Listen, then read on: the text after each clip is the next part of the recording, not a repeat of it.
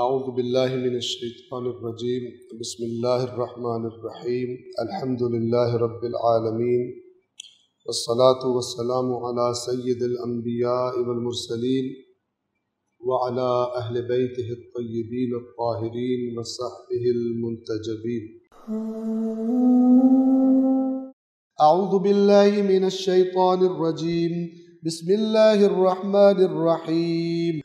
هل ينظرون إلا أن تأتيهم الملائكة أو يأتي أمر ربك كذلك فعل الذين من قبلهم وما ظلمهم الله ولكن كانوا أنفسهم يظلمون فأصابهم سيئات ما عملوا وحاق بهم ما كانوا به يستهزئون وقال الذين أشركوا لو شاء الله ما عبدنا من دونه من شيء نحن ولا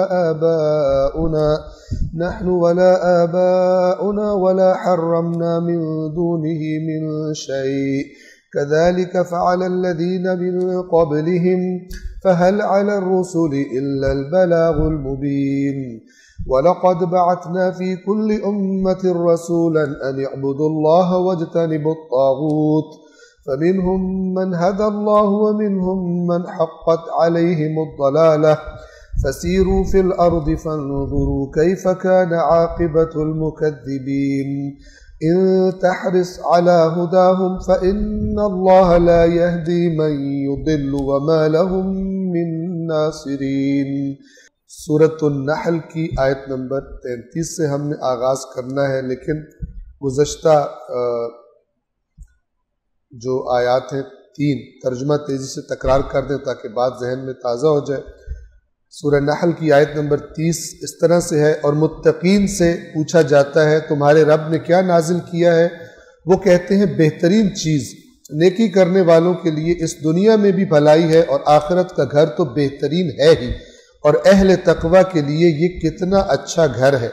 31 یہ لوگ دائمی جنت میں داخل ہوں گے جن کے نیچے نہریں بہتی ہوں گی، وہاں ان کے لیے جو چاہیں گے موجود ہوگا، اللہ اہل تقوی کو ایسا اجر دیتا ہے۔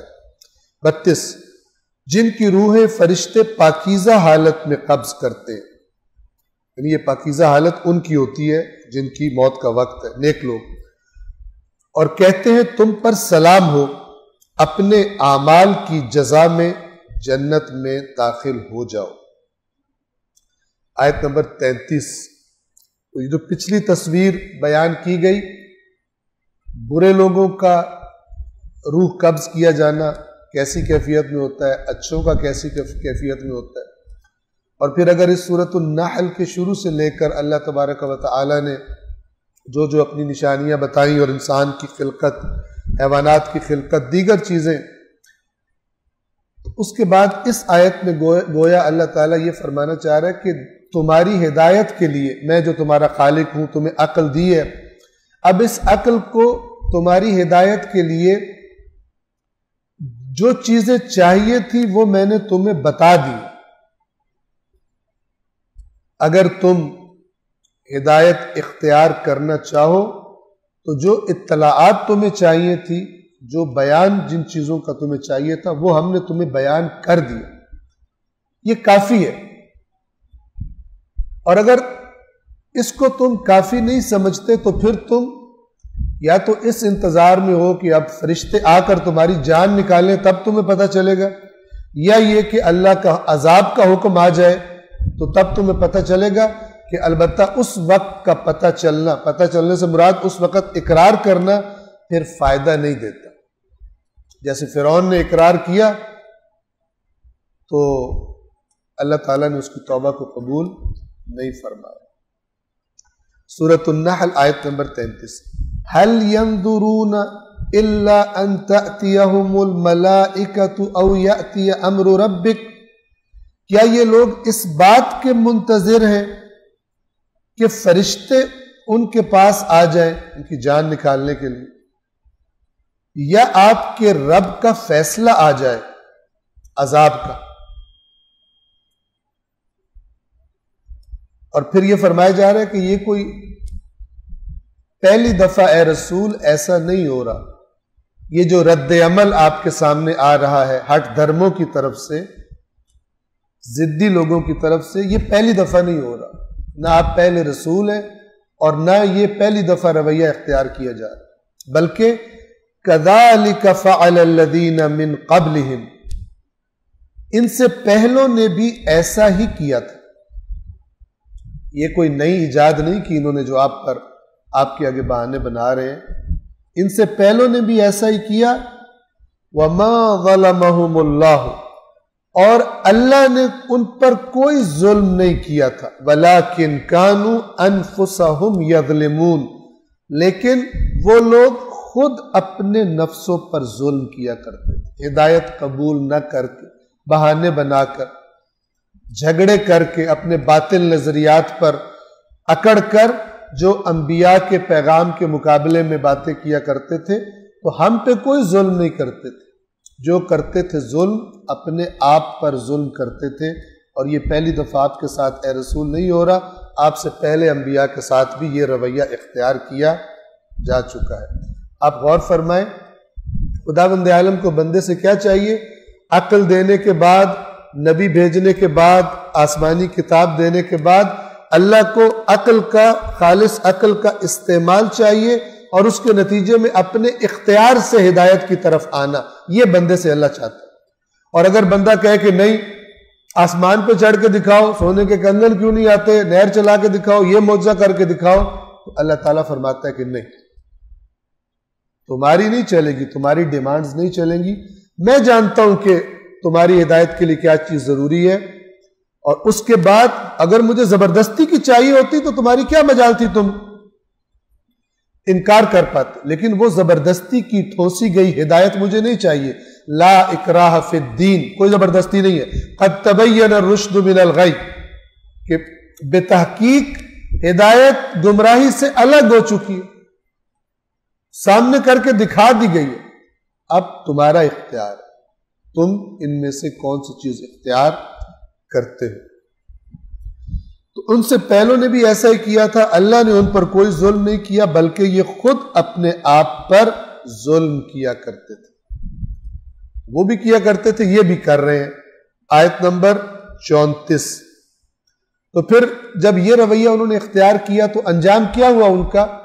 فَأَصَابَهُمْ سَيِّئَاتُ مَا عَمِلُوا، جو انہوں نے عمل کیے تھے ان کے برے نتیجوں نے ان کو آ لیا۔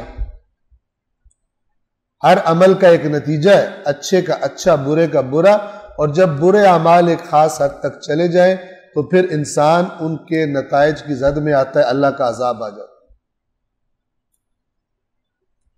تو ان کے اعمال کے برے نتیجوں نے ان کو آ لیا۔ وَحَاقَ بِهِمْ مَا كَانُوا بِهِ يَسْتَهْزِئُونَ، اور جس چیز کا یہ مذاق اڑایا کرتے تھے اس نے انہیں گھیر لیا، یعنی اللہ کا عذاب۔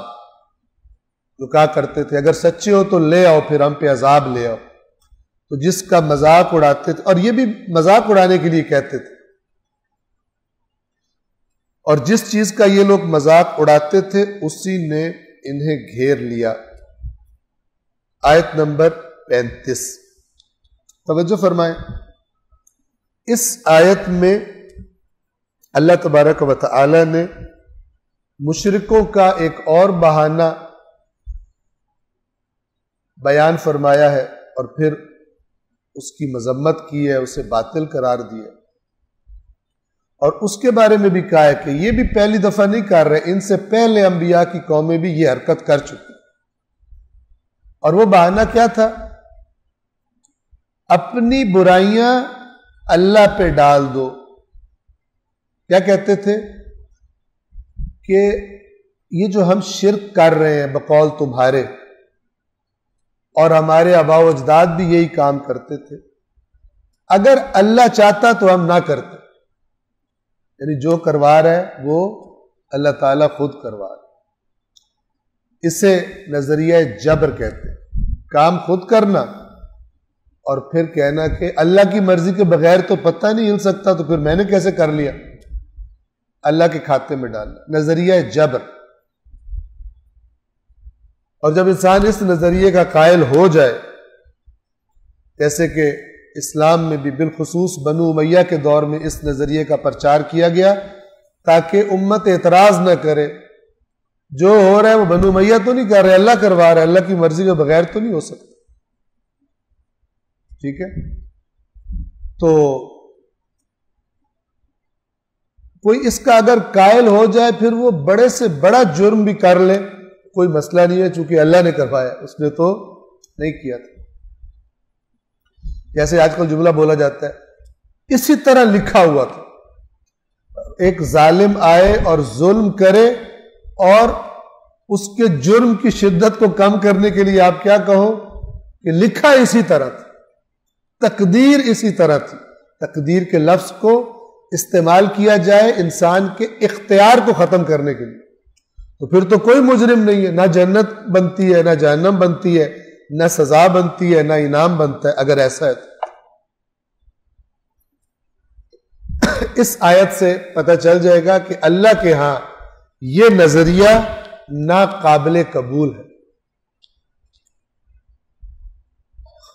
اس کا مطلب پھر کیا ہوتا ہے؟ اگر اللہ چاہتا تو نہ ہوتا، یہ بات صحیح ہے، اگر اللہ چاہتا تو نہ ہوتا، لیکن اس کا مطلب یہ نہیں ہے کہ اللہ نے، نتیجہ یہ نہیں ہے کہ اللہ نے زبردستی کروایا ہے۔ اللہ نے انسانوں کو اختیار دیا، چیزیں ان کے اختیار میں دے دی، چھری دے دی، مثال کے طور پہ پستول ہے، ہاتھ ہے، دماغ ہے۔ ہاں اگر اللہ نہ چاہے تو اسی وقت روک دے، ختم کر دے، موت دے دے، بندہ جرم نہ کر سکے، اس معنی میں ٹھیک ہے، لیکن اللہ نے آزمائش کرنی تو اس نے اختیار دیا ہے۔ یہ اختیار دینے کو اگر کہا جائے کہ اللہ نے کروایا پھر ٹھیک ہے، کیونکہ خدا نے اختیار دیا ہوا ہے، لیکن یہ کہ اس کرنے کی ذمہ داری اللہ پر ہے، اس بندے کی ذمہ داری نہیں ہے، یہ غلط ہے، کیونکہ اللہ نے کہا میں نے صحیح راستہ بھی دکھا دیا اور غلط راستہ بھی تمہیں دکھا دی، بتا دیے یہ صحیح ہے یہ غلط ہے، اس کے بعد تمہیں اختیار دیا۔ اس کے بعد یہ نہیں ہے کہ تم اگر غلط راستے پہ جاؤ تو گئے، اللہ تعالیٰ نے مجھے یہ بتایا تھا کہ مثلا اللہ تعالیٰ کی وجہ سے میں اس راستے پہ گیا ہوں، یہ باطل ہے، اس بات کو سمجھ لیں۔ سورہ نحل آیت نمبر 35، وَقَالَ الَّذِينَ أَشْرَكُوا، اور وہ لوگ جنہوں نے شرک اختیار کیا ہے، جو مشرک ہیں، وہ کہتے ہیں لَوْ شَاءَ اللَّهُ، اگر اللہ چاہتا، مَا عَبَدْنَا مِن دُونِهِ مِن شَيْءٍ، تو ہم اس کے سوا کسی چیز کی عبادت نہ کرتے۔ بڑا جاندار جملہ، اگر اللہ چاہتا تو ہم اس کے سوا کسی چیز کی عبادت نہ کرتے، نحن ولا آباؤنا، ہم بھی اور نہ ہی ہمارے آباء و اجداد، نہ ہم نہ ہمارے آباء و اجداد۔ کس کی مجال تھی؟ اگر اللہ ہمیں روکنا چاہتا تو ہم کرتے، یہ کہہ کے اپنی حرکتوں کو اللہ کے ذمہ ڈال دیں۔ ولا حرمنا من دونہ من شیء، اور نہ ہی ہم اللہ کے حکم کے سوا کسی چیز کو حرام قرار دیتے۔ پہلے گزر چکا ہے کہ یہ ہمارا، یہ اللہ کا ہے، یہ ہمارے شریکوں کا ہے، یہ والی جانور حرام ہو گیا، یہ عورتوں پر حرام ہے، یہ مردوں، اس طرح کی من گڑت رسمیں، جس ملتی جلتی چیزیں آج بھی نظر آ جاتی ہیں، یہ بچے نہیں کھا سکتے، یہ مرد نہیں کھا سکتے، یہ فلان نہیں کھا سکتے، اس قسم کی بیہودہ چیزیں، ٹھیک ہے، اور اپنے پاس سے منسوب کر دیتے ہیں کہ یہ جناب مقدس ہستیوں سے منسوب ہے۔ تو یہ مشرکین کی حرکتوں سے شباہت رکھ، چونکہ ان کے پاس اللہ کے پاس سے تو کچھ نہیں ہوتا، نہ وہ اللہ سے لینا چاہتے، تو پھر خود رسومات ایجاد کرتے اور پھر ان کو ہی پھر وہ چومتے چاٹتے رہتے ہیں۔ اللہ کا دین انہیں نہیں اچھا لگتا، اس کے احکام اسے غیر اہم لگتے۔ تو ہم کسی چیز کو بھی حرام قرار نہ دیتے اللہ کے حکم کے سوا، سب اللہ نے کروایا، اللہ کی مرضی ہے، اللہ کی مرضی پہ راضی رہو۔ گویا اپنے انبیاء کو یہ کہتے تھے اور رسول اللہ کو بھی یہ کہہ رہے تھے۔ اللہ کیا فرماتا ہے ان کے جواب میں؟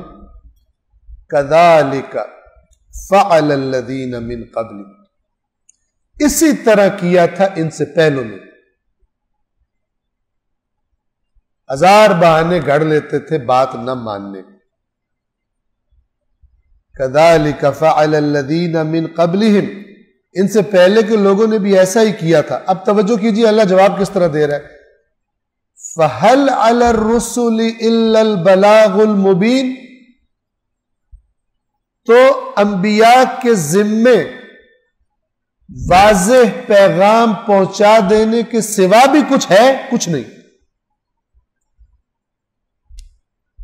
یہ جو کہا جاتا ہے وما علینا، انبیاء کا جملہ قرآن، وما علینا الا البلاغ المبین، ہم پر کچھ نہیں ہے، ہماری کوئی ذمہ داری نہیں ہے سوائے ایک کے، اور وہ یہ ہے کہ پیغام تمہیں صاف صاف پہنچا دے.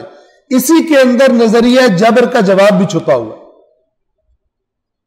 اگر تو اللہ زبردستی کروا رہا ہوتا تو پھر پیغام دے کے رسولوں کو کیوں بھیجتا کہ یہ غلط ہے؟ توجہ فرما رہے ہیں. اگر سارے جو غلط کام ہے یا سارے جو اچھے کام ہیں سب خدا کروا رہا ہے، جیسے تم کہہ رہے ہو اگر خدا چاہتا تو ہم نہ کرتے. اللہ تعالیٰ فرما رہا ہے ایک تو پہلے تو رسول پاک کو تسلی دی جا رہی ہے کہ ان سے پہلوں نے بھی یہ حرکتیں کی ہیں، یہ کوئی نئے نہیں اٹھے، زیادہ سمجھدار. یہ سب بے ایمانوں کی سابقہ دلیلیں ہیں جو چلتی آ رہی ہیں انبیاء کے مقابلے میں. اور ہماری سنت بھی یہ ہے کہ انبیاء کے ذمے کچھ نہیں الا البلاغ المبین. بلاغ کہتے ہیں پہنچا دینے کو، مبین واضح اور روشن. تو اب جب اللہ تعالیٰ فرما رہے کہ انبیاء کے ذمے کچھ نہیں سوائے پیغام صاف صاف پہنچا دینے کے، اسی کے اندر یہ بات چھپی ہے کہ آگے تمہاری مرضی ہے، مانو یا نہ مانو. میں نہیں زبردستی کروا رہا تم سے غلط کام یا اچھے کام. انشاءاللہ واضح ہے. صلوات پڑھیں محمد والا.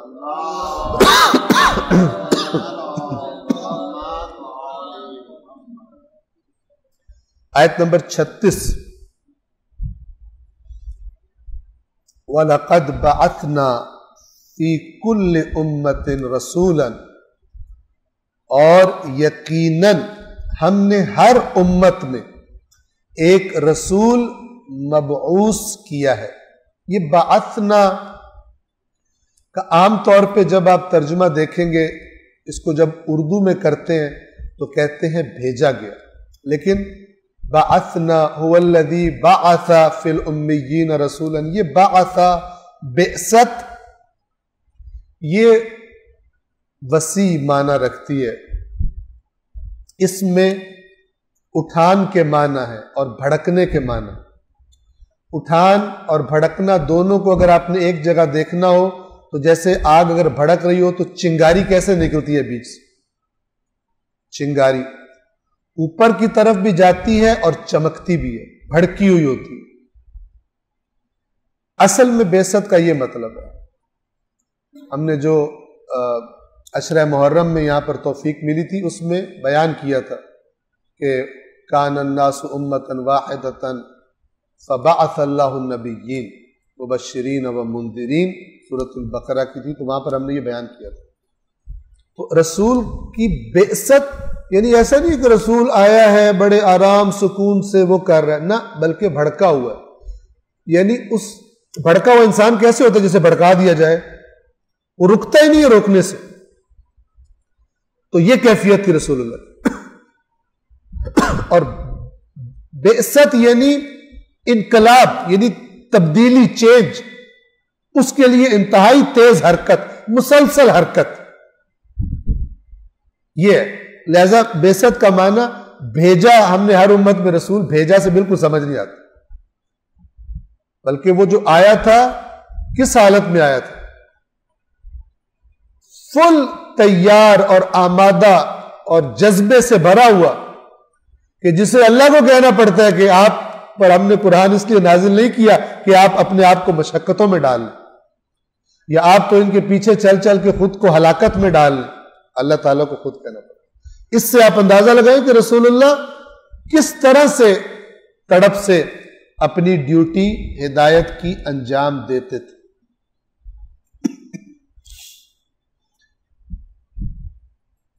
اور یہاں پر میں یہ بھی عرض کر دوں تاکہ اور تصور ذرا واضح ہو جائے. جو انسان بھڑکایا گیا ہوتا ہے نا، جو میں نے عرض کیا کہ وہ جس کام کے لیے بھڑکایا گیا ہے اس کے ذہن میں صرف وہی کام ہوتا ہے. راستے میں کوئی اسے روکنے لگے کہتا ہے چھوڑ دو مجھے، اس کا ہدف فوکس صرف اس چیز پہ ہوتا ہے جس کے لیے وہ بھڑکایا گیا ہے. راستے میں کوئی رکاوٹ آئے اسے ہٹا دیتا ہے، اس کا ہم و غم وہاں پہ پہنچنا ہوتا ہے.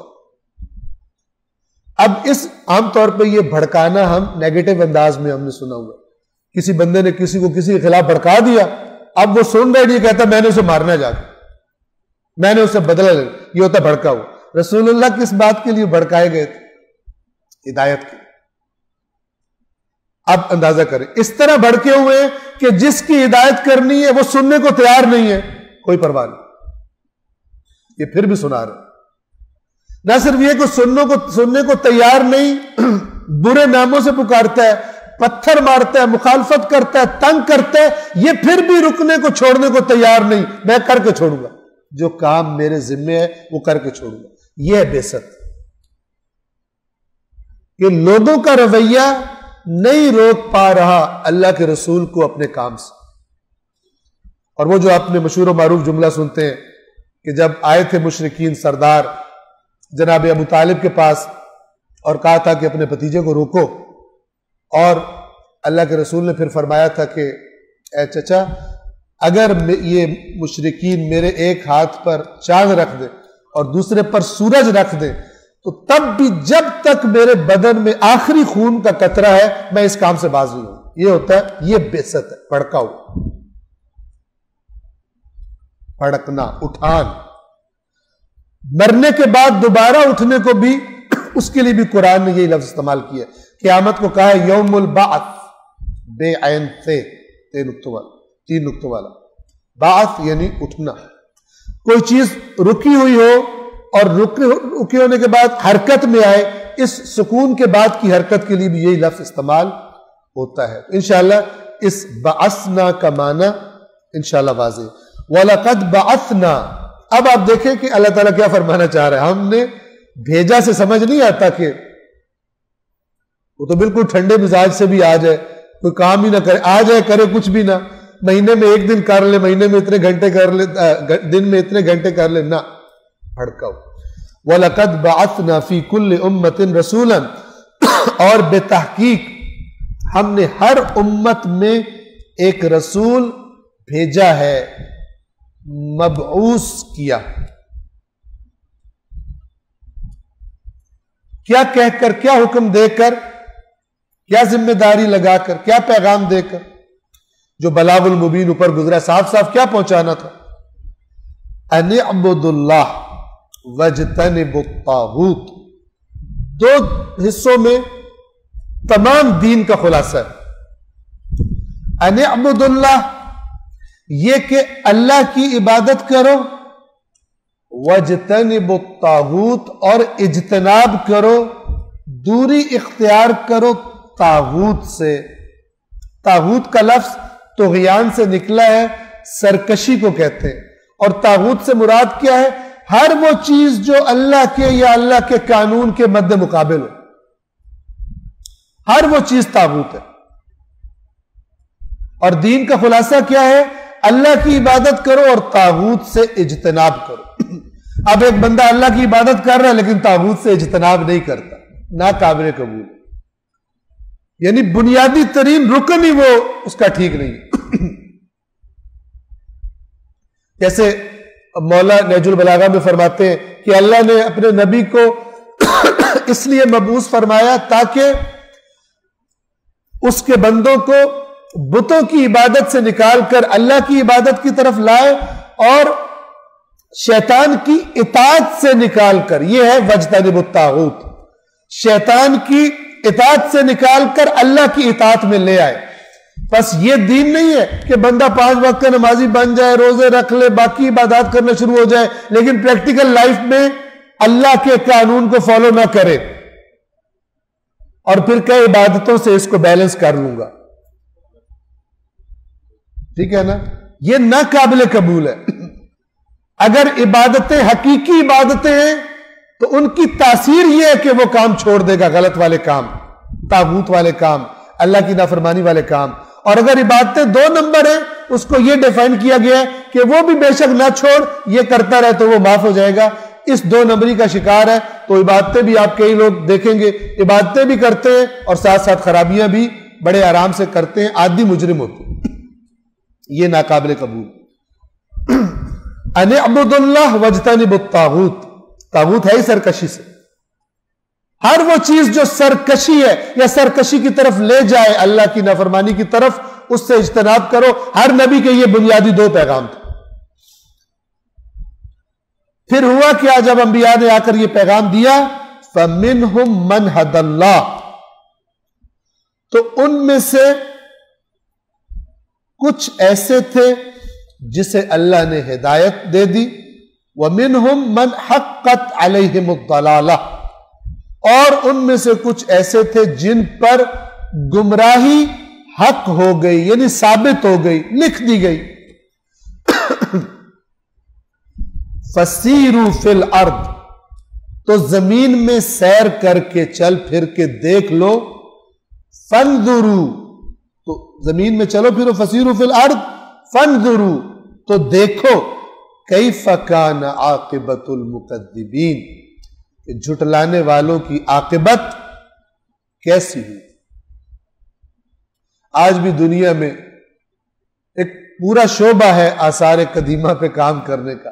در حقیقت یہ سارے آثار قدیمہ فانظروا ہے. فسیروا فی الارض فانظروا کیف کان عاقبۃ المکذبین.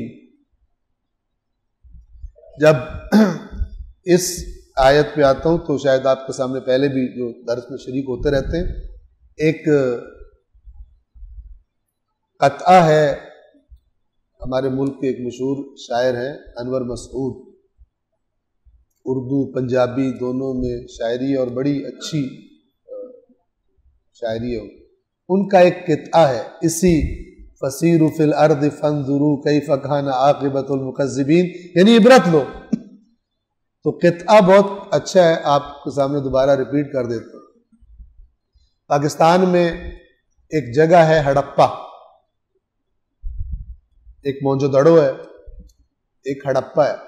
ہڑپا تباہ شدہ شہر ہے جس کے کھنڈرات پر ماہرین آثار قدیمہ تحقیق کرتے ہیں اور پھر کہتے ہیں وہ ان کے پاس یہ کیا کرتے تھے, ایسے تھے, فلان تھے. تو کیونکہ یہ آثار قدیمہ کا محکمہ بھی کسی دین سے کچھ نہیں لیا, لہذا اس میں یہ نہیں پایا جاتا فانظروا کیف کان عاقبۃ المکذبین.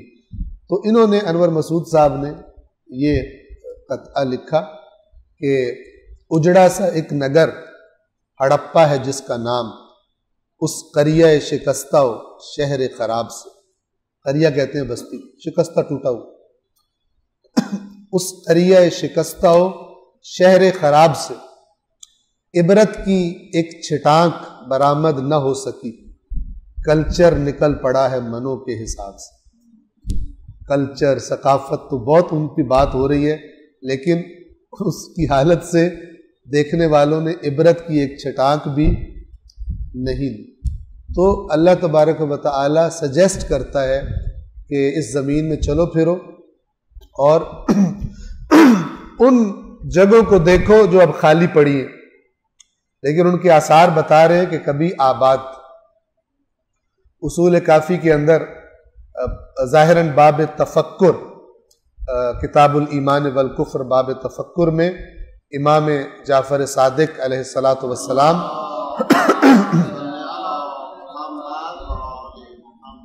سے جو میرے ابھی ذہن میں ہے, گویا سوال کیا گیا کہ کون سا تفکر جو ہے جو وہ بہت افضل ہے, کس قسم کا.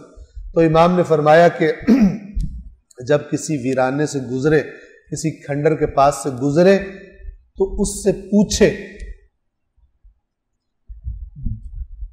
جنہوں نے تجھے بنایا تھا وہ کدھر ہے, اور جو تجھ میں رہا کرتے تھے وہ کدھر ہے. تو وہ اگرچہ نہیں بولے گا لیکن پھر بھی جواب دے دے گا, اس سے جواب مل جائے گا. اور وہ جواب کیا ہے؟ دنیا کی حقیقت کہ جس نے بھی جو بنایا ہے اس میں اسے چھوڑ کے جائے گا, اور بالآخر جو چیز بنائی گئی ہے کھنڈر میں تبدیل.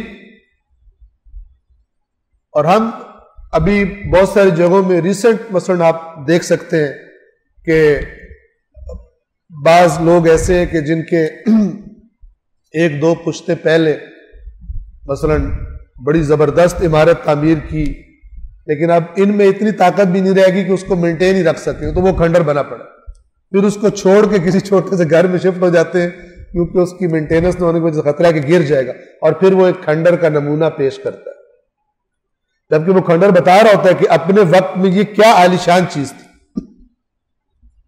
یہ تمام کھنڈرات عبرت کے نمونے پیش کرتے ہیں۔ اب گویا ان سے کہا جا رہا ہے، مشرکین مکہ سے اور ہر ایک سے ہر زمانے میں، کہ یہ جو رویے اپنائے ہوئے ہیں، ان رویے اپنانے والوں کا اینڈ کیا ہوا ہے اس پہ بھی ذرا ایک نظر کر لو، نہ وہ رہے ہیں نہ تم نے رہنا ہے۔ تو اس عارضی سے ایام کی لذتوں کے لیے اپنے لیے بڑے بڑی مشکلات اللہ کے مقابلے میں مت آؤ، مشکلات کھڑی نہ کرو۔ اب یہاں پر پھر جملہ جو آیا ہے، تو ان میں سے بعض کو اللہ نے ہدایت دی اور بعض کے ساتھ ضلالت، یہ وہ ذلت والی نہیں ہے، ضلالت ضاد والی ہے، گمراہی پیوست ہو گئی، ان پر حق ثابت ہو گئی۔ اس کا مطلب کیا ہے کہ بعض کو اللہ نے ہدایت دے دی، کہ وہی جو قرآن کہتا ہے رسول آپ جسے چاہیں ہدایت نہیں دے سکتے، جسے اللہ چاہتا ہے ہدایت دے۔ ہم بارہا اس کو آپ کی خدمت میں بیان کر چکے، یہ وہ اسی اختیاری ہدایت کی طرف اشارہ ہے کہ اللہ کہتا ہے جو خود اپنے اختیار سے آئے وہ قبول ہے، اس وادی میں وہ اس قابل ہے کہ اس کو جزا دی جائے، لیکن جو اپنے اختیار سے نہیں آنا چاہتا اس کو زبردستی ہم لانا بھی نہیں چاہتے۔ تو اے رسول آپ تڑپ رہے ہیں یہ آ جائے، اس کو شوق ہی نہیں ہے، اس کو اپنی لذتیں پیاری ہیں، اسے اپنے گناہ پیارے ہیں، تو آپ کی تڑپ اس کی ہدایت نہیں کر سکتے۔ یہ قرآن ہے، تبھی تو فرمایا آپ ان کے پیچھے جا جا کے خود کو بال ڈالیں گے۔ یہ کیفیت کون سی بیان کر رہا ہے قرآن؟ یعنی رسول اللہ کا بس نہیں چل رہا، یہ کیسے ایمان لا؟ یا جیسے سورہ توبہ کی سیکنڈ لاسٹ آیت ہے، تمہارے پاس ایک ایسا رسول آیا ہے عزیز علیہ ما عنتم، جو چیز تمہیں تکلیف میں ڈال دے اس سے برداشت ہی نہیں ہوتی۔ یہ اللہ تعالیٰ رسول اللہ کی صفت بیان کر رہا ہے، حریص علیکم، تمہیں جہنم سے بچانے کے لیے حریص ہے۔ حریص کسے کہتے ہیں؟ جو بے صبرہ ہو رہا ہوتا ہے کہ کیسے یہ خواہش پوری کروں، کیسے یہ مقصد حاصل کروں۔ ہم عموماً اس کو نیگیٹو کو استعمال کرتے ہیں، قرآن نے انتہائی پازیٹو پیرائے میں استعمال کیا۔ یہ رسول تمہاری نجات کے لیے حریص ہے اور تم اس کی بات نہیں مان رہے، یہ کیفیت ہے رسول اللہ کی۔ لیکن آیا اس کیفیات، اس تڑپ کی وجہ سے سب کی ہدایت ہو گئی؟ نہیں، کئی لوگ آخر تک بدبخت رہے، کئی لوگ کافر ہی رہے، کئی لوگ منافق رہے۔ کیوں؟ اس لیے کہ اللہ اس وادی ایمان اور وادی ہدایت میں آنے کی اللہ نے اسی کے لیے اجازت رکھی ہے جو اپنی عقل استعمال کرے اور عقل کی بات کو اپنی وہ جو ناجائز خواہشات ہیں، نظریات ہیں، ان پر ترجیح دے، اللہ کی وحی کو اپنی عقل سے دیکھے اور اسے قبول کرے۔ ورنہ دوسرا لا اکراہ فی الدین، قرآن نے بار بار فرمایا افانت تکرہ الناس ان یکونوا مؤمنین، تو اے رسول کیا آپ زبردستی کریں گے کہ یہ مومن بن جائیں، ان کو زبردستی مومن بنائیں گے؟ نہیں بنا سکتے۔ وَلَوْ شَاءَ رَبُّكَ لَآمَنَ مَنْ فِي الْأَرْضِ كُلُّهُمْ جَمِيعًا، اگر آپ کے رب کی مشیت ہوتی تو یقیناً اس روح زمین پر جو کوئی ہے سارے کے سارے ایمان لے آتے، لیکن تیرے رب کی مشیت یہ نہیں۔ صلوات پڑھیں محمد والے۔ تو یہ خدا نے معین کر دیا کہ جو عقل سے کام لے گا اس کو ہدایت عطا ہوگی، اسے آنے کی اجازت ملے گی، اور جو دوسرا رویہ اختیار کرے گا اس کا نتیجہ گمراہی ہے۔ یہ اللہ تعالیٰ بتانا چاہ رہا ہے۔ فَمِنْهُمْ مَنْ هَدَى اللَّهُ وَمِنْهُمْ مَنْ حَقَّتْ عَلَيْهِمُ الضَّلَالَةُ، پھر ان میں سے بعض کو اللہ نے ہدایت دی اور بعض کے ساتھ گمراہی پیوست ہو گئی۔ لہذا تم لوگ زمین میں چل پھر کر دیکھو کہ جھٹلانے والوں کا انجام کیا ہوا۔ اب آگے پھر وہی بات آ گئی جو میں نے ابھی آپ کے سامنے رکھی۔ ان تحرس علی ہداہم، آیت نمبر 37 سورۃ النحل۔ تحرس وہی ہرس ہے۔ اے رسول اگر آپ کو ان کی ہدایت کی ہرس ہے، ہرس شدید خواہش کو کہتے ہیں کہ جب انسان کا بس نہیں چل رہا ہوتا کہ میں کیسے اسے انجام دوں، کیسے اسے حاصل کروں۔ اب رسول اللہ کی ہرس کس پر ہے؟ حریص علیکم ان تحرس علی ہداہم، ان کی ہدایت پر اگر آپ کو ہرس ہے تو پھر اے رسول جان لیجئے فَإِنَّ اللَّهَ لَا يَهْدِي مَن يُضِلُّ، تو یقیناً اللہ اسے ہدایت نہیں کرتا جسے وہ گمراہ کر دے۔ اب پھر وہی بات، اللہ گمراہ کر دے، اللہ کا قانون۔ ہم نے تو، اللہ نے تو ہدایت چاہی تھی، تبھی تو اتنی صفات والا رسول بھیجا، اس کو پتھر لگتے بھی دیکھے، اس کی مخالفتیں بھی دیکھی اس رسول کی، پھر بھی اس سے کہا کہ انہیں پیغام پہنچا۔ یہ ہدایت چاہتا ہے اللہ، گمراہ نہیں کرنا چاہتا کسی کو، لیکن اس کے قوانین اٹل ہیں۔ مثلا وہ جیسے کوئی اچھا میرٹ والا ادارہ ہو نا، تو وہ کہتا ہے نمبر لے کے اگر آؤ تو آؤ، سفارش پہ کسی کا داخلہ نہیں کروں گا، دھمکی سے کسی کا داخلہ نہیں کروں گا، ٹھیک ہے نا۔ میرٹ والے ادارے یہ کہتے ہیں، میرٹ والے جو ذمہ دار بیٹھے وہ بھی کہتے ہیں، دھمکی اوپر سے وزیر کی دھمکی دلوا، ٹھیک ہے مجھے سسپینڈ کر دو، مجھے ٹرانسفر کر دو، میں داخلہ نہیں کروں گا، صرف اس کا کروں گا جو میرٹ پہ آئے۔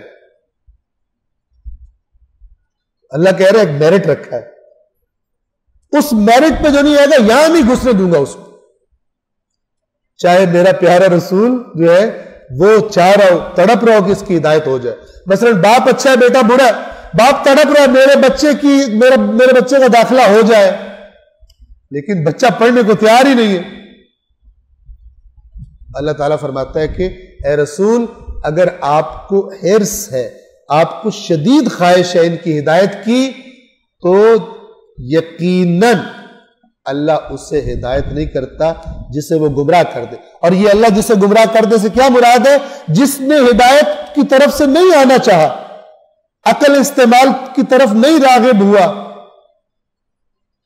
تو دوسرا راستہ کیا تھا؟ گمراہی۔ نظام کس کا بنایا ہوا ہے یہ جو یہ نہیں کرے گا گمراہ ہوگا؟ اللہ کا۔ لہذا اس لیے کہا جاتا ہے کہ اللہ جسے گمراہ کر دے پھر اس کی ہدایت نہیں کرے، ورنہ اللہ ہدایت ہی چاہتا ہے۔ اگر ہدایت نہ چاہتا تو نہ انبیاء آتے، نہ آسمانی کتابیں نازل ہوتی۔ ایک اور بات جو پہلے بھی کئی دفعہ بیان کی جا چکی ہے، یہاں دوبارہ ضرورت محسوس ہو رہی ہے کہ اس کو تکرار کیا جائے۔ صلوات پڑھیں محمد و آل محمد۔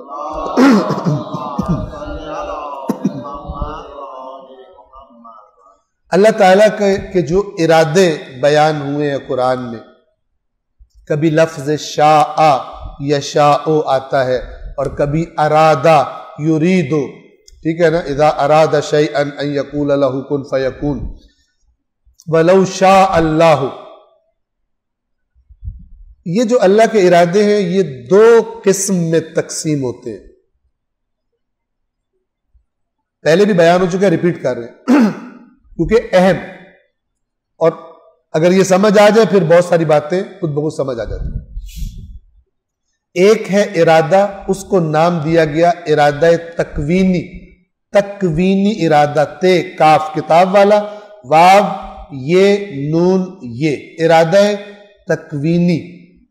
اور دوسرا ارادہ تشریعی، شریعت سے، تے شین رے یہ عین یہ۔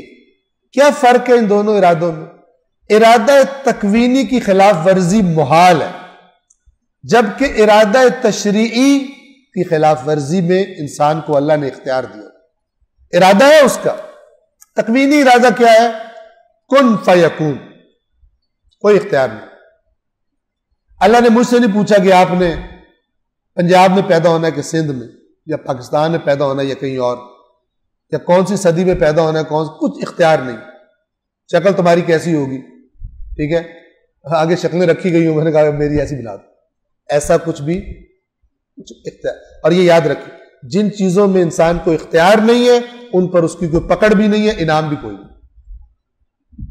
ہاں اگر اس کو اچھا یوٹیلائز کرے تو انعام ہے، اس کو برا یوٹیلائز کرے تو پکڑا جائے. مثلا امیر کے گھر پیدا ہونا اختیار میں نہیں تھا، لیکن اب جو پیدا ہوا ہے خدا نے وہ عطا کیا، ملا اس کو، اب آگے اس سے کرتا کیا ہے اس پر انعام ہوگا یا پکڑ ہوگی. صرف اس لیے کہ اب پیدا ہوا امیر کے گھر میں پکڑ نہیں ہوگی. یہی عدل ہے، یہی انصاف ہے. تو ارادہ تکوینی جس کو قرآن کن فیکون سے یاد کرتا ہے، یا کبھی اگر تیرا رب چاہتا تو سب ایمان لے آتے. یہ کون سا ارادہ اس میں کہا جا رہا ہے؟ کون سا ارادہ کرتا؟ ارادہ تکوینی کر لیتا تو کسی کی مجال نہیں تھی کہ وہ، جب خدا کسی قوم کو ہلاک کرتا ہے تو بچتا کوئی نہیں ہے، وہ ارادہ تکوینی ہوتا ہے. ارادہ تشریعی کیا ہے؟ اللہ چاہتا ہے لوگ انبیاء کی بات مان لیں، لیکن اس میں وہ مجبور نہیں کرتا ہوں. اللہ چاہتا ہے. یہ چاہت ہمیں کہاں سے پتہ چل رہی ہے؟ اتنے مخلص اور کتنے انبیاء جو آئے، آسمانی کتابیں نازل ہوئی ہیں، انبیاء نے جو اللہ کے پیارے تھے. ظاہر ہے جب کسی کے پیارے کے ساتھ کوئی گستاخی کرے، تکلیف دے تو وہ غضبناک ہوتا ہے، لیکن اللہ نے وہ تکلیفیں بھی اپنے نبیوں کو پہنچتے دیکھی، ذبح ہوتے دیکھے، لیکن اللہ نے پھر بھی مہلت دیے رکھی تاکہ اس مہلت سے فائدہ اٹھائیں اور ہدایت کی طرف آ جائیں، ان کی بات سن لیں. اب یہ ارادہ تو ہے خدا کا. اللہ فرماتا ہے اقیم الصلاۃ، اللہ کا ارادہ ہے کہ یہ نماز قائم کرے، لیکن یہ ارادہ تکوینی نہیں ہے، یہ ارادہ تشریعی ہے. چاہتا ہے لیکن اختیار دیا. اور یہ جو اللہ کے تشریعی ارادے ہیں ان کو ماننا یا نہ ماننا، ان کی اطاعت کرنا نہ کرنا، یہ انسان کی آزمائش. تو آپ قرآن میں جہاں بھی دیکھیں گے آپ کو ان دو میں سے ایک ارادہ ملے گا، اور آپ کو پھر وہ آیت اچھی طرح سمجھ آ جائے گی. صلوات پڑھیں محمد والے.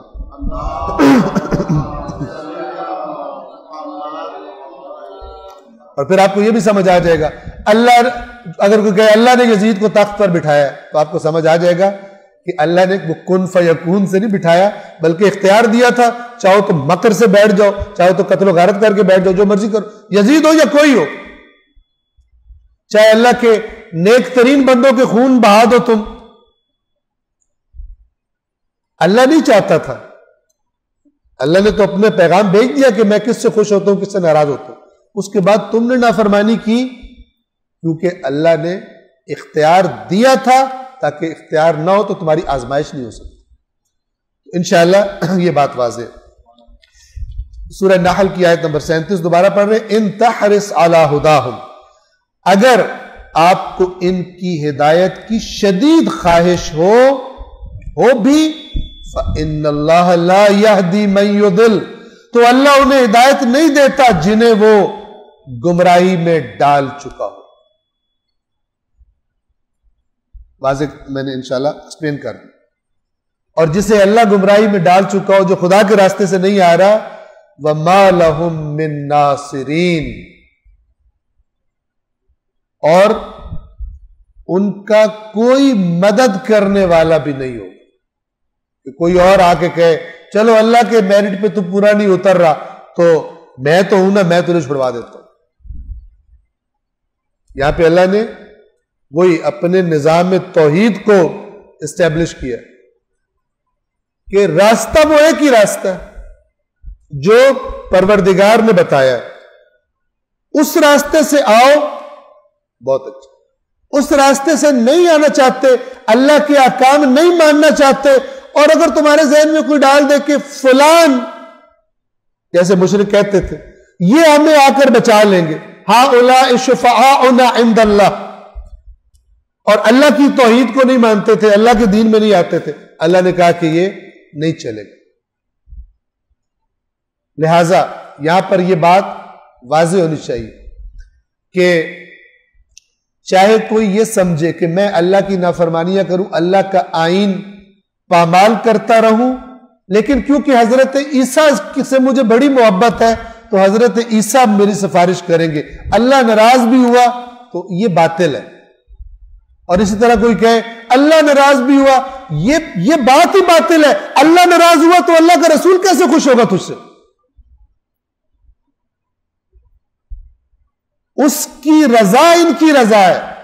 دو رضائیں نہیں ہیں کہ مثلا اللہ تعالیٰ نے کچھ احکامات دیے، مثلا نماز روزہ حج زکات یہ، اور رسول اللہ نے مثلا کچھ اور کہا ہے.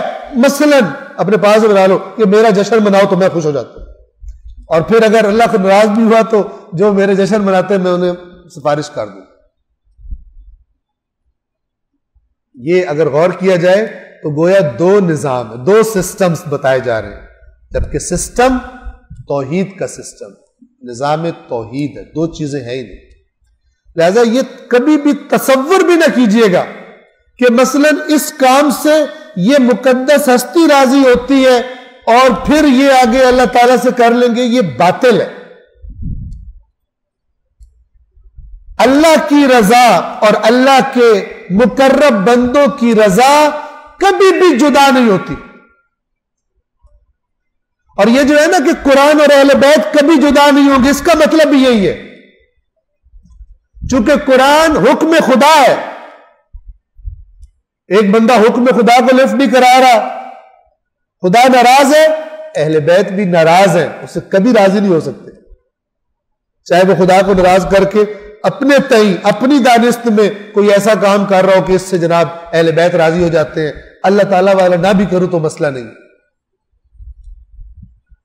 اس بات کو سمجھنے کی ضرورت ہے، کیونکہ اس قسم کی چیز نے کئی ایک کو گمراہی کا شکار گزشتہ ادیان میں بھی کیا تھا، اور اس دین میں بھی کئیوں کو اس گمراہی کا شکار بنا دیا گیا.